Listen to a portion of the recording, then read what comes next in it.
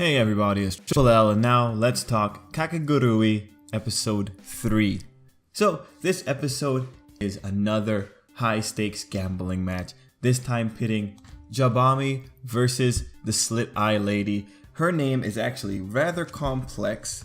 Let me see if I have it somewhere written down. Nishi no Towin? Yeah, I think that's how you pronounce it. Nishi no Towin. I'm just gonna call her slit eye lady just for ease, but we know that's her name. Jabami had her whole segment where she was pretty much making fun of the name and pointing out how the name is structured and what it's missing, and ultimately that the name implies that the girl is stupid and all that.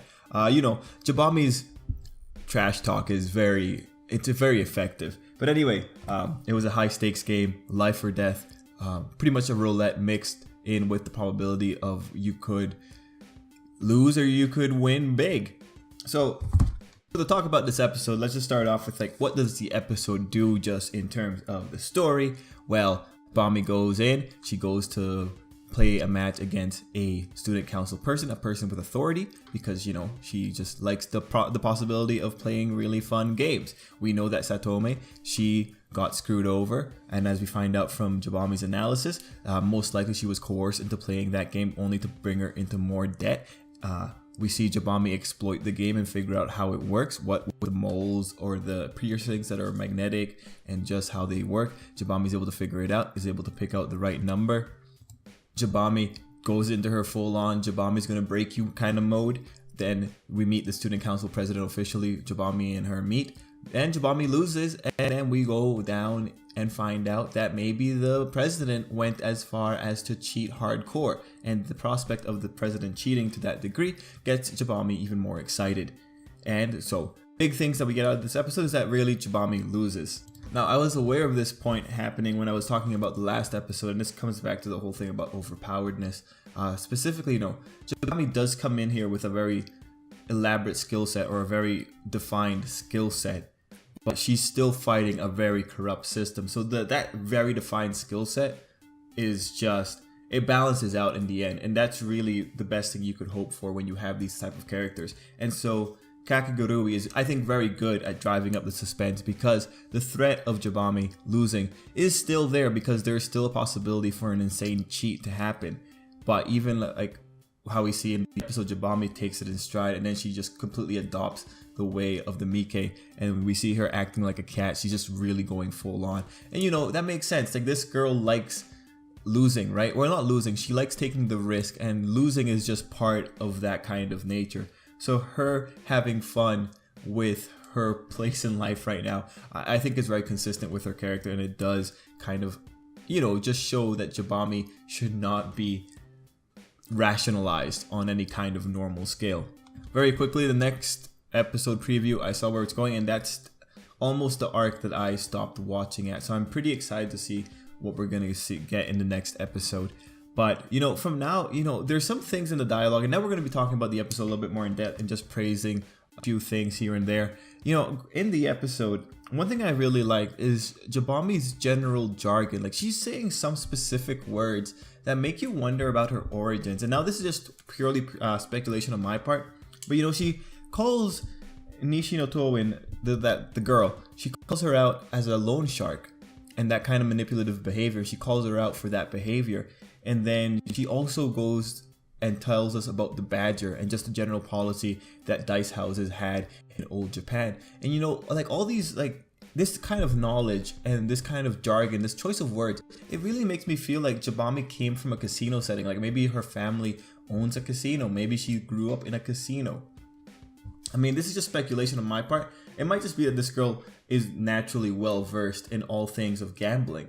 But it'd be interesting if her heritage involved some kind of casino business or something.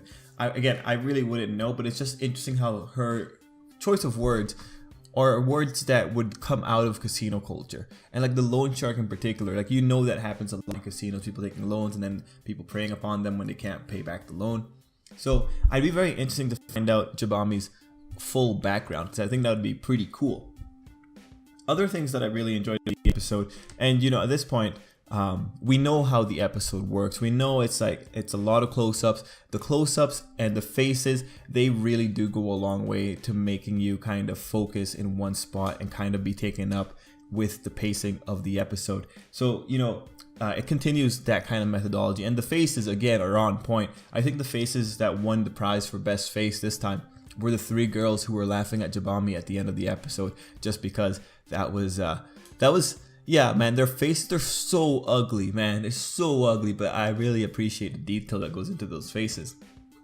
Another thing that I really liked, and this is comparing it to the manga, is that in the manga it's kind of hard. Well, it was kind of hard for me to understand fully what was going on when Jabami was explaining the thing about the name, about Nishino Towen's name, and just going through that and just a general explanation for how this was working. So in the anime, I think it was nicer because it's a bit more streamlined of an explanation, and I really enjoyed the explanation for that, because that really did make the whole wordplay joke really land for me in particular. So in my personal opinion, I think that for that explanation, I think the episode did it better than the original source material, which is it's really an issue of because in the source material you have to read things panel by panel, page by page, whereas this was just a continuous flow. It was just a little bit easier for me to understand what was going down with that wordplay.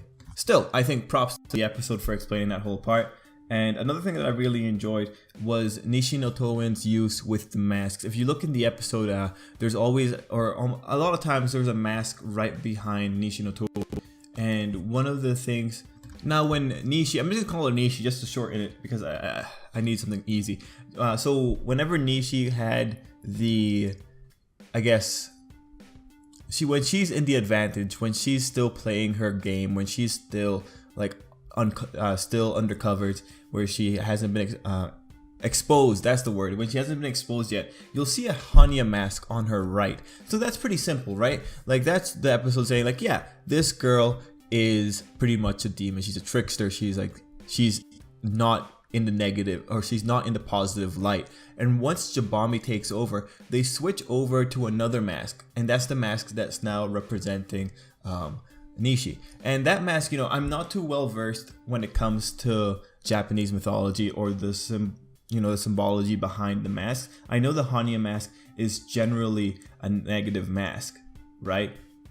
I also know that the other mask, I think it's usually ascribed to things that are pristine. Anyway, whatever. The other mask is generally more innocent, so it just kind of accentuates that the tables have turned, the masks have changed. She is now in a much more revealed light.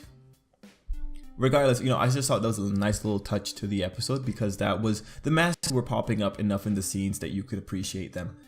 Let's see, anything else I really want to talk about? It's a really simple episode. It's really just Jabami and this girl playing the game, and then Jabami just breaking her. The whole sequence where Jabami breaks her, that was funny.